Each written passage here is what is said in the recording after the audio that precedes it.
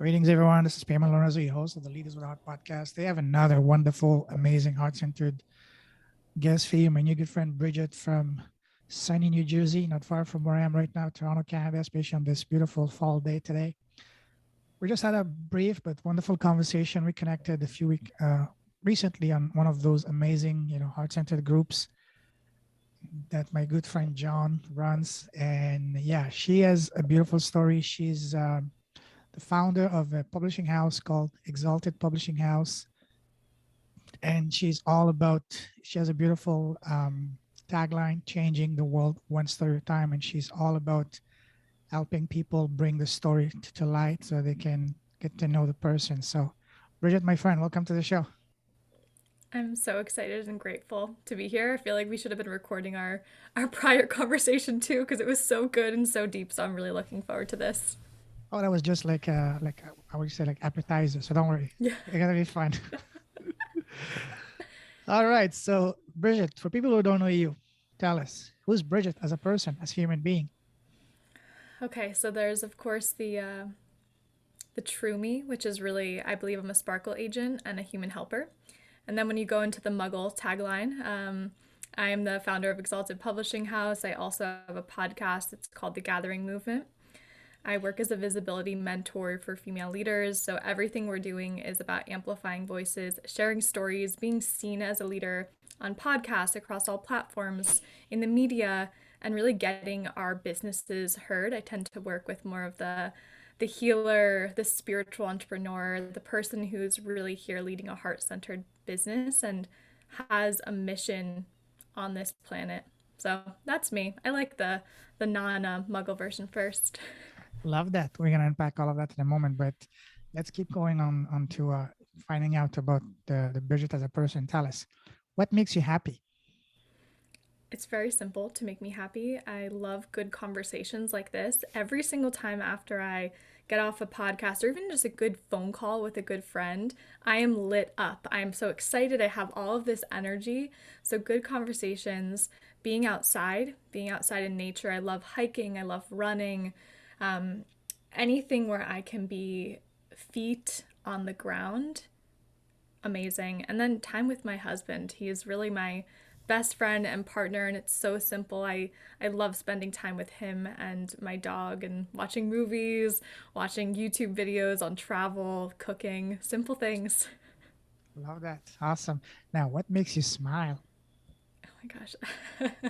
I'm smiling right now. Yes, yes, yes. um, Good people. So seeing the people who maybe hold the door for someone, Oh yeah. seeing the people who are kind, not for a reason. Again, it's so simple, and I guess that kind of goes to a deeper thing that just makes me happy is beautiful humans who see the interconnectivity of us all on this floating planet in this space. Love that. Now let's take that a little bit further. Now, what makes you come alive? What makes me come? I love to host. So whether Oh that's wow. hosting groups, whether it's hosting people at my home, whether it's inviting people into my spaces in business and in life, I love to be the host welcoming you in. What can I get you to drink? I want to Wow. introduce you to my friend. I love being a host. And it all, started to click when I was like, oh my God, I've always loved this. And now I can bring this into my business too. I can host networking events. I can host leadership intensives. I can host anything. And it makes me so happy. You see me smiling right Oh now as I'm yes. Oh talking about yes. it. I can see the passion, energy. Absolutely. Love that. Now, on the other side of the spectrum, what makes you sad and angry? Mm, ah, people who hate on other people.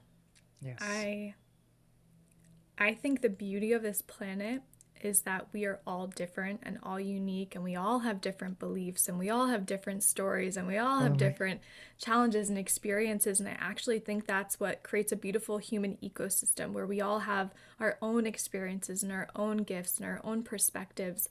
And I believe just casting hate on others is it's very upsetting for me as human Bridget, and that's where you'd see me cry and get upset and work through my own Mhm. anger. Yeah, what a good question. Thank you. I totally agree with you because I'm a nomad. I lived in 10 countries, 4 continents, and doesn't matter whether you're white, black, green, blue, or whatever. Yep. We all the same. We all have the same aspirations, dreams, and we all the same. Absolutely. Yeah. Now, what scares you? Hmm. What scares me? I think probably what scares me is one of the biggest drivers for why I'm an entrepreneur, which is living a life of no meaning. Mm, It's hard for me even to see when others, that's me as human Bridget, how could they not be living a life to the highest potential? How could they not be fulfilling themselves and living their dreams? So I think part of that fear for me has kickstarted my own journey at a very young age because I just have this insane drive and it's been mhm. here for a while. Absolutely. I agree. Now, what would you say is your personal superpower? Mm. My personal superpower is being this fiery activator. It's like when people come into the space, I see your highest potential, and it's like these sparks start to go on. I am like your super motivator, and I will make someone feel seen. I will make them feel heard. I will make them feel ready to just take a step. And I love being able to claim that. I think everyone should be able to claim their superpower. Because imagine if we all did, what the world would look Oh, like. yeah. Absolutely. That's amazing. Now, you like traveling, right? I do. Now, let me take you on a trip now down the memory line. Remember when we were kids growing up? Everybody around us, parents, family, relatives, teachers ask us, so, Bridget, what do you want to become when you grow up? What was your answer back then when you were a young girl? So this is so funny because in yearbooks growing up at my school, probably first, second, third grade, we had that in the back of our class. It was like, "What do you want to Hmm. be when you grow up?" And I Yes. love this answer. Um, I wrote a couple things over the years. One was a mother, and I'm not a Wow. mother in that way yet, but I am absolutely a nurturer. I am very, very connected to my nurturing, mothering nature. And the second was a teacher. Oh, And I've wow. never been, I never was a school teacher, but I'm a teacher. And I love sharing wisdom. I love sharing information. I love being the disseminator of knowledge. So, young Bridget, she knew. She knew exactly why she was writing those things down. And I'm like, thank you. Thank you, young Bridget. Yes, absolutely. You can see that. Wow. You can see the passion you wanted to transmit all those values and all that. Absolutely. Now, let's remain again when you were a kid. What was your favorite subject in school? My favorite subject in school, there's two that come to mind. Number one, gym. I'm Oh, a wow. very athletic person. I love sports. It's always come very naturally to me. Hmm. My mom was a triathlete and used to run marathons and used to Wow. bike and do all these things. So that was a little bit natural and it was easy for me to be really good at soccer, to be a very good runner. I played Really? probably every sport, tennis, golf, done a lot. My husband and I now do Spartan races, those Wow. obstacle course races up hills and distance running. So that's fun for me. Wonderful. Wow. Amazing. Okay. Now, what was your the subject you could not stand in school? Hmm. I wasn't one for science. I didn't love science. It didn't excite me that much. However, I wish I paid more attention in my physics classes growing up because, as Hmm. someone who is so interested in metaphysics and sound and Hmm. vibration and frequency, although I don't think we dove that deeply as a young kid, No, it yeah. didn't land when I was young. And I would be Hmm. curious looking back now if any of that was in my field and I just wasn't ready for it. Okay. That's good. Now, let's move forward to from the time you left school to now. How would you describe your path? Would you say your path has been sailing, smooth forward from the moment you get into one line? It's been pretty straightforward. Was it like turns and twists, like a roller coaster? I think it's always like a roller coaster It's or more like fun more of that a way, eh? spiral, more of a spiral. However, looking back, I call this the puzzle pieces of existence. Every experience, moment, relationship, challenge plants little seed Oh, for yeah. us along our journey. And they tend to only make sense when we look back in reverse and be like, oh, wow, that's why I had that job, or that's why I was doing cold calling phone sales at Yelp. That's why I met this person. It actually looks a lot more linear. But when you're in it, I would say it feels more like that roller coaster. There's those moments of, okay, everything makes sense. It makes sense why I had this health issue at a really young age. It makes sense why I went to this certain school and I was part of this certain organization and why I quit the job. It all makes sense. And then there are moments that, you're in it and you're really human and you're like, WTF, what is going on here? And then you have the spiritual practice to kind of pull you out, to feel and then help you zoom out and see the blessing in it all. Totally, totally agree because I see it the same way. I see life almost like a treasure hunt, even like almost like a video game. There's Yes. certain obstacles you have to overcome to get to the next level. You have to do this to get to the next stage, find the clue to the next thing, and or find the key to open the door, the hidden door, or find the person who's going to take you to introduce someone else. It's like, I mean, let's face it, life is a game. Yes. Beautiful, grand nature game, and I amazing. like your perspective of a treasure chest because I've never seen it that way, but you are so right. What a beautiful what a It beautiful game. is because if you look at it, I see that at a deeper level, and we're going to get into that in a moment. I see life, this planet as a school. We are here to learn lessons. And for me, I would put it one step further. I see it as a buffet to try a little bit of every dish, everything. So I've done it all: corporate, online business, working with rednecks in the oil fields, working overseas as a football coach, soccer coach, and now back here building businesses. So I've done a little bit of everything, and that's a Mm. point of life. So you can try everything, so you can see what you really are good at, where your heart really comes in alignment with. So that's my view, and not only in what we do in life, but also in places to live. Saint Augustine said a long time ago that life is like a book. I mean, the world is like a book. If you only read one page, you're missing the whole point. Same like in a book, if you only read the first page. And for me, after living in 10 countries, 4 continents, I see, wow, there's so many more I still need to explore. And right now, I'm just like a lion on a cage, just waiting to be explored, to be unleashed right now. Just can't wait to get out of the world.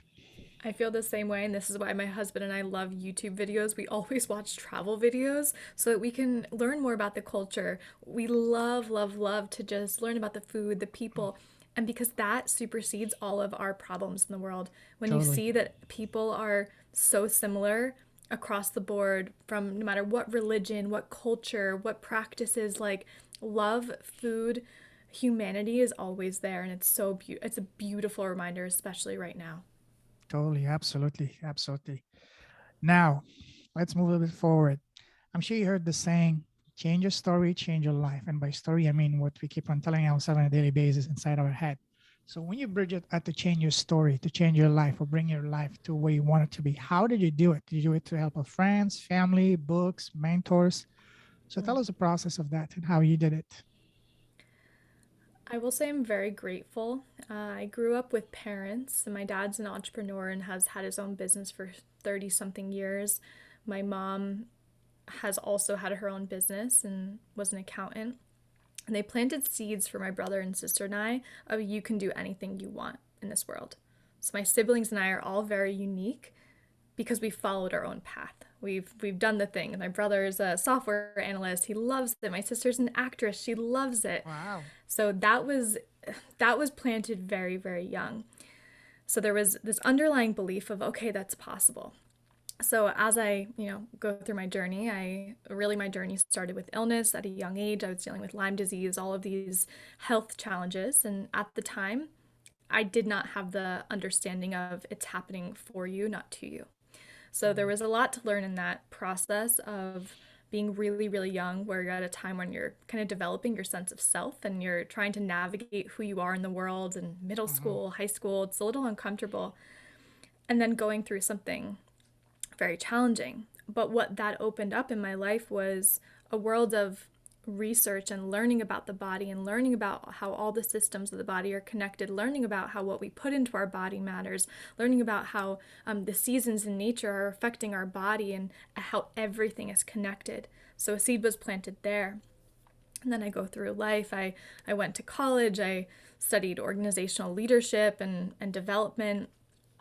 And I had many experiences of polarity where I was this super social, very much a party girl in college. but I was also deeply spiritual, and I'd go to the ashram. And I'd had this dichotomy of sorts, this life I was living that was kind of two different parts of me that wanted to Yeah. be expressed. And there was a big shift that happened there when I actually chose that both could coexist, but maybe in different ways. So there was an underlying belief of changing that story. And when I changed that story, that all of me is okay, all of the social aspect of me, the outgoing aspect of me, the deeply introspective aspect of me, the person who feels a lot older than she is in her physical body, wisdom wise, and knowingness of how do I even know this? I'm very young. That all became okay to coexist together. And when I changed that story, a lot in my life changed because then I felt okay to go out on a path where I was just following who I was. I quit my job in sales in New York City. I became a yoga teacher. I studied Ayurveda. I became a holistic health coach. I started coaching online, teaching yoga, hosting women's circles. And that big shift in that college, a little bit after college time, allowed me to just be fully expressed and then just continue to learn along the way. So I'd say that that was a huge pivotal moment of I get to be whoever I want to be and I can be all of me. It's amazing when you can express in both side of you at the same time and full happiness. I mean, they're not mutually exclusive; they're actually mutually inclusive because they're both Right. part of you.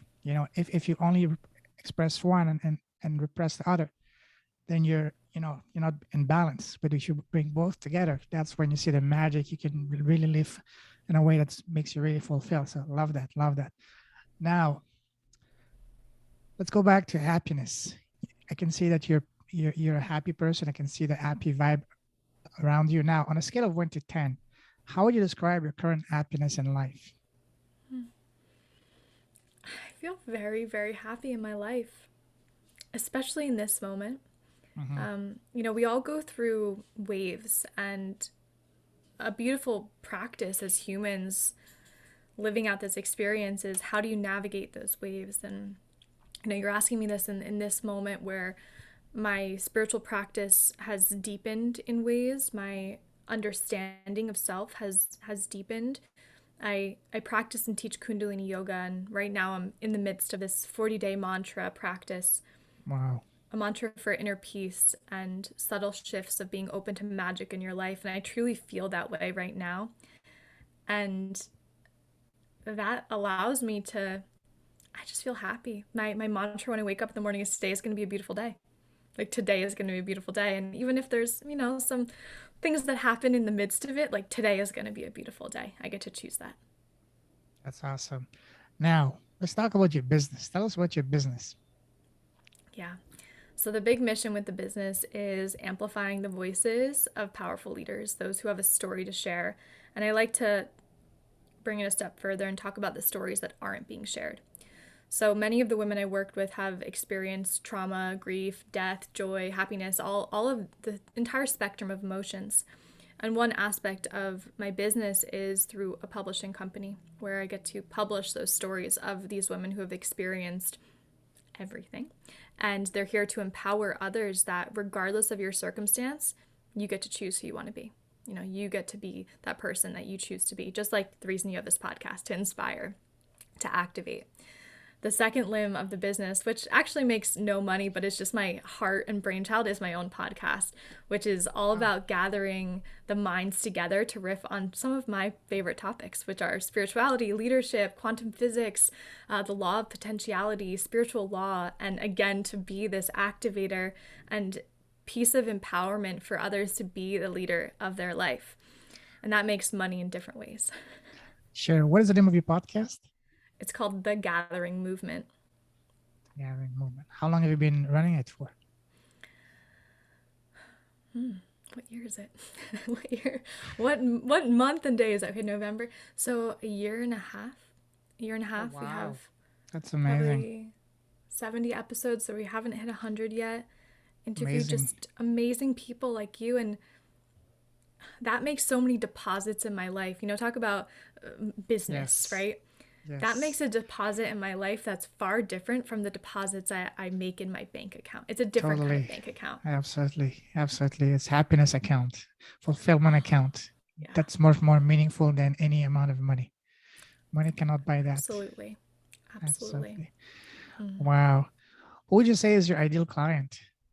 My ideal client is a female entrepreneur, leader, CEO, founder of a business or a nonprofit who's been in business for a couple years already. So they're already having clients. They're very clear on their brand vision. It's not the first rodeo, and they're really looking for new ways to put their business on the map, whether it's through books, whether it's through getting on podcasts, whether it's through speaking on summits, whether it's through networking and building relationships. I love these. I love these women. And I literally tell them, I love you. You know, it's such a fulfilling thing that I get to do. It's so wild to think about sometimes. Yeah, I love it. Especially, I love the fact that you have a very clear picture of your ideal client. And that's something that, unfortunately, a lot of people, even people I have on my podcast, they're still struggling with that. I get it. People want to, especially the people I talk to, they all heart centered. They all want to help Yeah. everyone. But helping everyone with all the problems, that's something that only God can do. Unfortunately, me and you and them, we're not God. So we need to focus only on one specific person, well, only one specific issue. And then that's where we're going to be the happiest. And that's something that for a lot of people are struggling with because, again, they come from a good intention, good heart. They want to help with everything and everyone. So it's taking time, quite a time for some people to accept that. But the moment they do it, that's when the magic happens because they can really understand the person and they really help them and serve them at the highest level. It becomes so much easier. And Totally. for full transparency for all of your listeners too, it took me not knowing who that person was for quite some time and Oh having the yeah. polarizing experience of this feels hard. You know, I want to help everyone. You know, they would ask, who are your people? Well, anyone who wants help, right? Which is, the Anyone who entire could breathe, world. you know. Anyone, anyone. Do you And breathe your client? Yeah. perfect. Okay, come on over. But it helped to have that experience of like, okay, something is not jiving. It's not landing. The messaging isn't landing. And I started to really sit with messaging and copywriting. And that's something I help a lot of people do now is really narrowing on this person and giving examples of where they're at. What do they love to do? What do they already invest in? Like really, really simple ways that we can be speaking to these people to just start a relationship. And that's really all sales is. It's a beautiful relationship where you come together. I It's love it's that. fantastic. I had a conversation around that topic a week ago on Facebook. Someone posted, "Do you agree that business is a numbers game?" In a past life of me, I would have agreed with that. But now that I've Hmm. had my spiritual awakening, I said, well, while numbers do matter, it's not. What is sales? What is business? It's a relationship nurturing. You have to nurture the relationship. And as I said in the beginning, people love doing business with people they can connect and relate. And that's why it's important to identify a very specific person. This way you can understand them when they hear your message. It's not going to sound just like another salesy, marketing cheesy thing. Instead, it's going to be a message that's going to speak to them magnetically. It's going to be not from the mouth or from the pen, but from the heart. When you speak to someone from heart to heart, you can only do that if you've been in their shoes, if you've overcome what they're trying to overcome. That's when you can really, basically, if you can describe someone's problem better than that's when the magic happens. The only way to do that is to do it someone that you can understand deeply, intimately. Oh gosh, I so agree. Whatever makes them raise their hand and feel part of the circle. And the way I see sales is like you're inviting them in. You're inviting them into your space. Just like how I love to host a party. It's like you're welcome in this space. I'll hold the space literally for you, and we can build this relationship together. And that shift away from the more numbers game, because in phone calling sales, I'm calling 100 people a day to hopefully have 50 leads that answer the phone, to then have 25 who want to do a second call with me. All the numbers. It's something so much more. Yeah. Well, people can make money that way. It's very tiring and it's not fulfilling. If you do it while nurturing relationship, helping, that's when the magic happens. Actually, I seen that happen in my own life. When I shifted my focus from money and profit to impact, Mm. my life changed. I've had incredible connection to people. People started contacting me, people that I would have never, you know, dreamed of connecting with. And one of the beautiful outcomes of that when I made the switch was actually starting this podcast. This podcast started the moment I started to shift my my vision, my life, my focus, everything towards impact. And I have so many stories. I can do an entire show, an entire book just on that, but we're gonna save that for another time. But I love it. yeah. So tell us more about how you're helping people. Tell us about the structure of your program, if you have any program, anything. So if for someone that is listening to this, watching this, if they're interested, so they can get to know a bit more about what you're offering and how they can benefit from your help. Yeah. So I'll put it in a couple different buckets. Mhm. A big part of my business is relationships and networking and talking about the importance of that. One of my favorite books is Think and Grow Rich by Napoleon Hill. Mhm.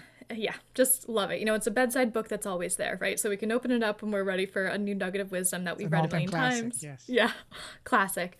And I love his idea of the mastermind. I love this concept of bringing together multiple minds to literally create this third mind. So, one part of my business offering is a women's leadership mastermind. We meet monthly, we meet weekly, and we simply have discussion on a certain topic. And it's not me being the coach, it's literally me being a facilitator of welcoming everyone into the conversation as leaders, not as a hierarchical system. It's what can we build together? How can we create referral systems? How can we create new streams of income? So that's one aspect. The second aspect is the book projects that I do. So, one part of the publishing company is putting together co authored anthology book projects, essentially. So, each person, they come in, they write a chapter, they send in a bio, they send in a headshot, and I have a team that does the rest. The reason I call it a project is because in my mind, what it is it's a mastermind networking event and women's circle that come together and they just happen to birth a book. So we do networking inside that container of typically 15 to 25 incredible humans. We do a whole PR month where we're having a PR strategist come in, teaching you how to pitch. I help you with your story, teaching you how to be strategic about who to reach out to, how to find the contacts. And we're actually in that right now in one of the books. So I can, speak a lot to that and why that's important. So that's really the second way that someone can come into the space. And I also do free networking events, which are monthly, and a free networking group for entrepreneurs who love networking. That's what it's called. Amazing. So, and how is the so when you do these programs, when you run these programs, are they like small groups, big groups, one on one? How Good many question. students usually do you do it like in a college program every quarter, every semester, every month, every 2 weeks? Because we used to run with my friend, is a seven-figure Amazon seller. We used to run an academy, and we did it every quarter, just like a college semester. So how often do you do yours? I love this question. I do about 3 multi-author books per year, so that's typically quarterly. So we typically have 3 to 4 months together. In we meet every single week, and then the masterminds are run all throughout the year. So you can join for 4 months, and we meet every single week.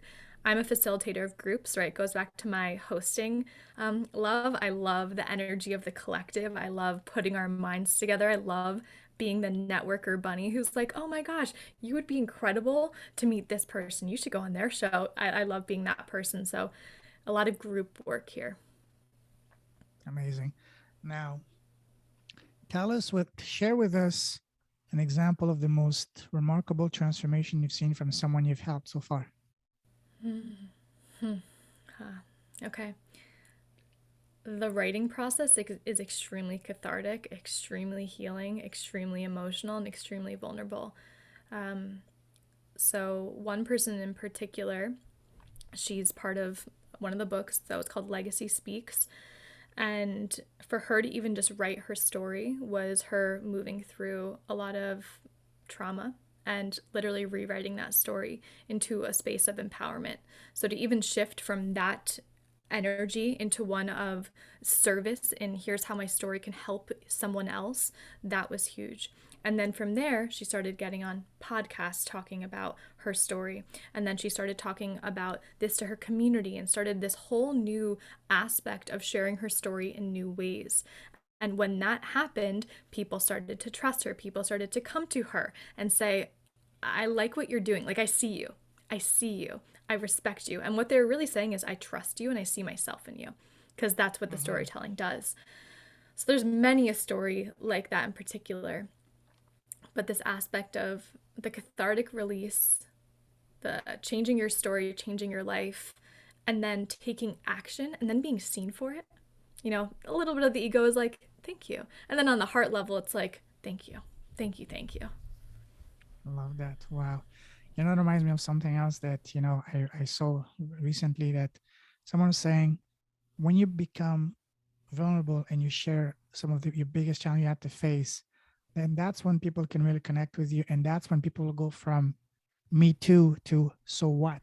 Because a lot of Yeah. people, when they see, they think that when they talk about only the positive side, people say this guy or this girl is just bragging, so what?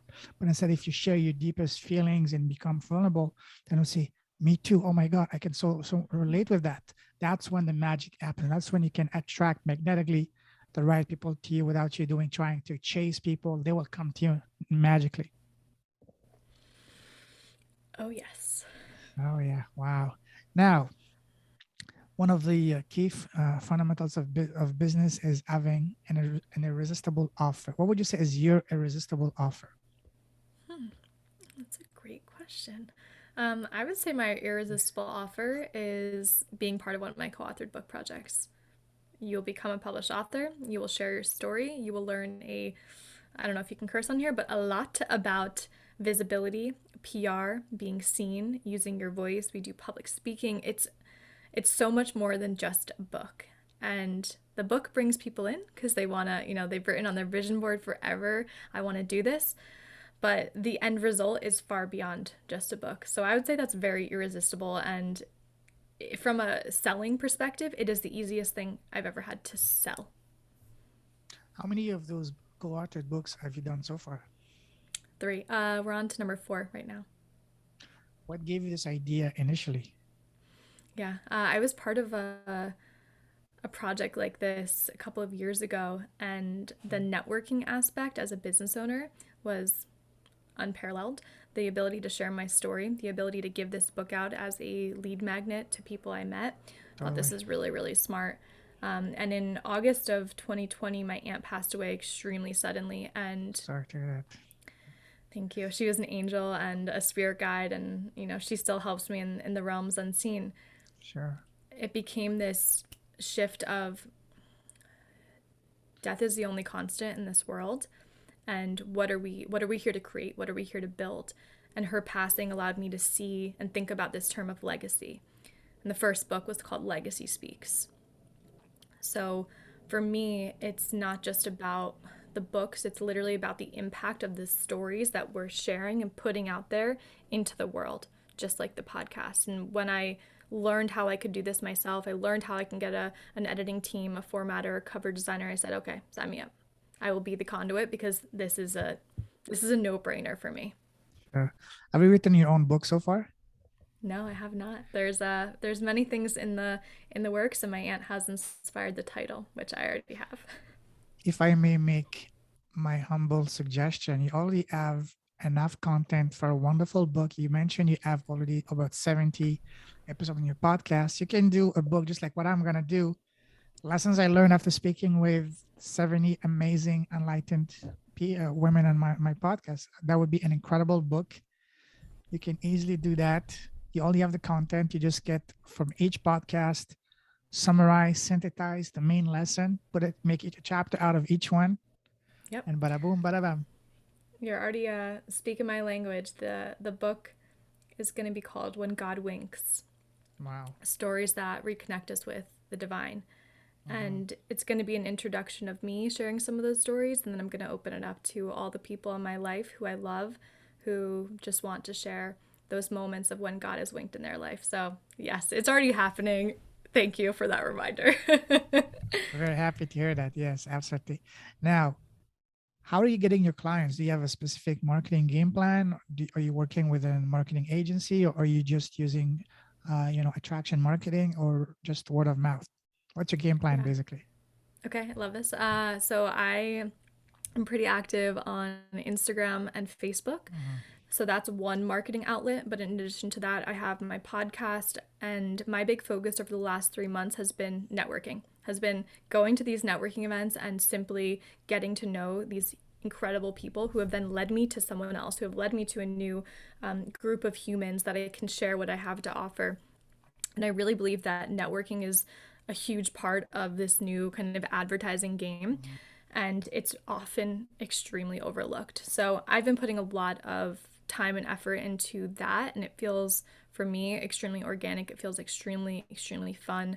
And I love to lean on the networks that I already have, all the people that are in my community already. So I have a couple of different avenues. I do not have a marketing company right now. Everything has been organic or word of mouth, especially for the books. It's been, hey, my friend has an incredible story. They really want to share this.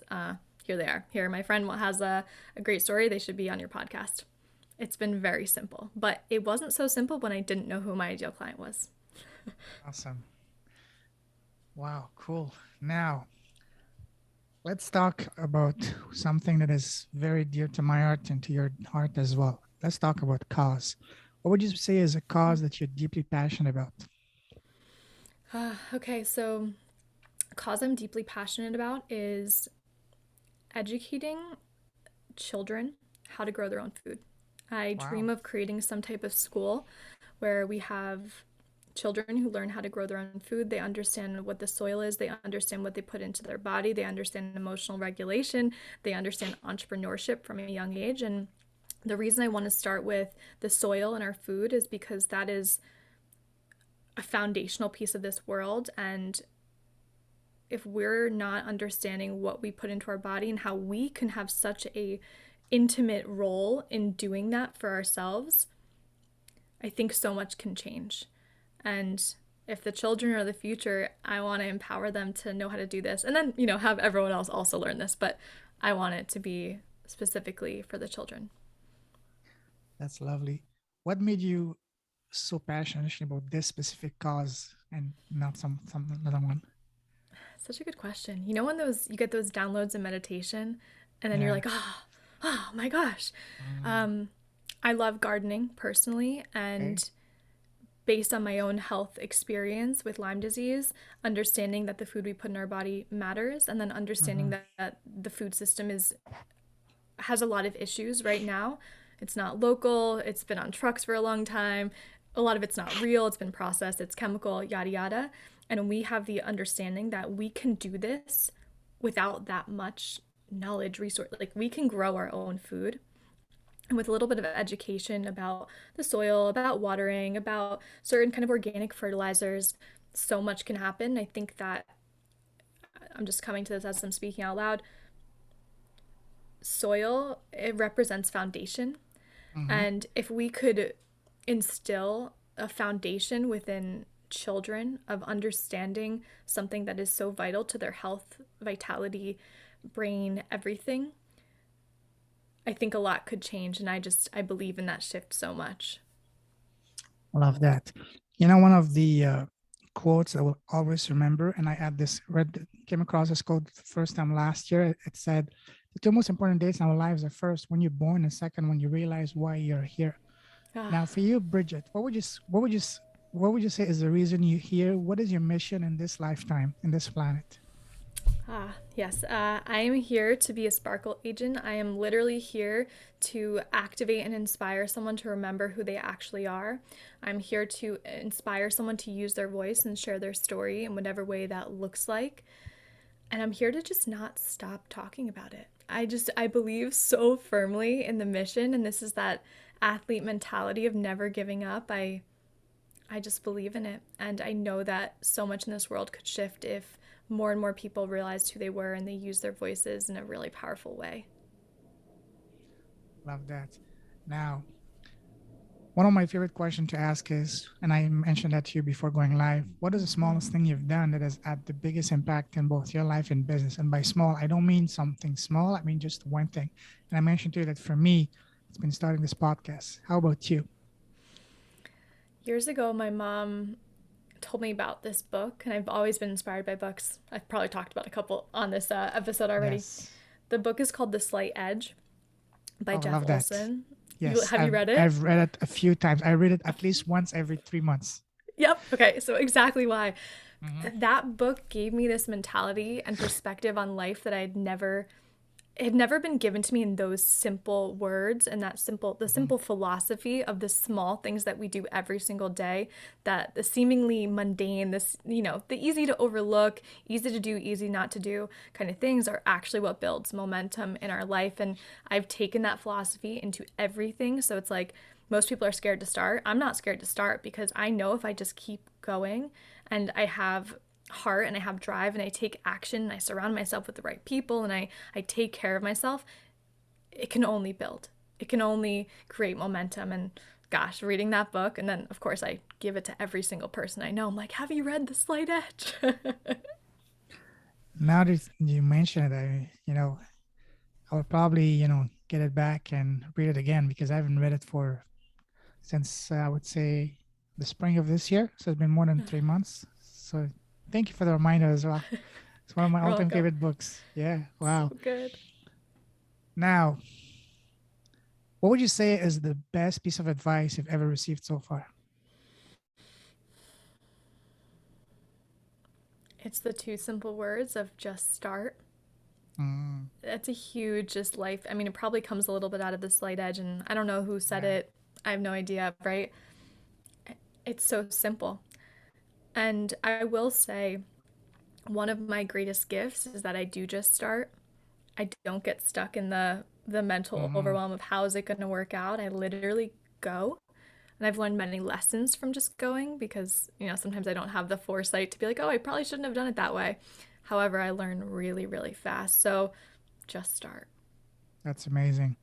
And what would you say has been so far the worst piece of advice you've received? Follow the way that society says that you should live your life. Get a And job. luckily I didn't listen to that for too long. Oh yes, oh yes. We entrepreneurs are made of a different breed. We're not that easy to. I know, Mm-mm, totally get mm-mm. it. Absolutely. Now let's go back on a different type of travel. Now imagine you have a time travel machine, and you can go back in time and sit face to face with an 18-year-old Bridget. What would be the number one piece of advice you would give to her, knowing everything that you know now? 18-year-old Bridget. Okay. She was really trying to figure herself out. Um, it's not that serious. Oh yeah, big It's one. not Love that. that serious. Gosh, I used to get very heated and like angered at things. I have a lot of pitta dosha, I have a lot of fire. Even in my speak, and when I speak, my face gets like red, I get excited, all of that. But I would take things seriously, end of the world kind of thing. And it's just not that serious. Absolutely, that's for sure. Because the moment you become too serious, that's the moment that things are not going to be good. That's when Yeah, problems start. magic doesn't happen then. Yeah. Now, magic is supposed to be light. It's supposed to Right. be life as I said, it's a journey, is a buffet. It's an adventure. An adventure is supposed to be fun. You know. Mm-hmm. Mm-hmm. Wow, amazing. Now, listen, we can talk for hours. You're a wonderful human being, beautiful soul. We can talk for hours, but let me now ask you a couple of final questions. So you mentioned that you already have your own podcast. That's awesome. Now, imagine that today on your own podcast, you have the most amazing guest, the most special guest in the world, which is yourself. You're interviewing yourself.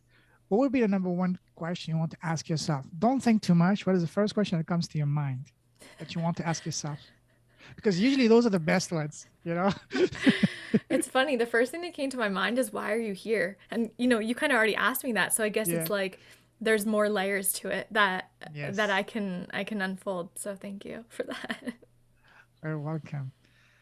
Now, one question for me, for my own benefit, and I want you to be very honest, give me tough love. What can I do to improve my podcast? Any tips? I'm sitting here and I'm like, it's so funny you're saying this because I'm like, this, I need to tell all my friends, like, he has the best show, he asks the best questions. Oh, So thank you. I don't have any like constructive feedback like that. It's just your questions are Wow. incredible and they're inquisitive and they allow someone to think while also guiding the conversation in the most beautiful way. So that's my amazing feedback for you. Thank you very much. Love that. Now, if someone wants to connect with you, what's the best way to do so? Yeah.